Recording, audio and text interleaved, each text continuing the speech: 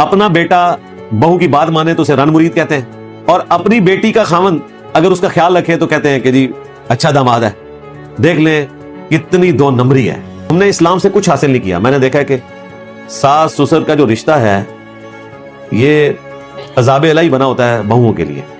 यानी यही सासें जब बहू थी ना, तो उस वक्त आप जरा आइडियल बहू की जो क्वालिटीज ये बयान करती होती थी ना, वो आप कभी लिख लेना, और वो अपने आप को आइडियल बहू डिक्लेयर करती थी।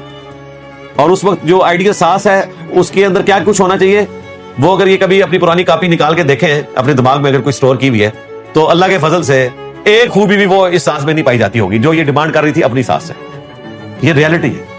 लाखों में कोई एक घर है जो सुकून से जिंदगी गुजारता है। अदरवाइज हमने तो यही देखा है, ये घर घर की स्टोरी है।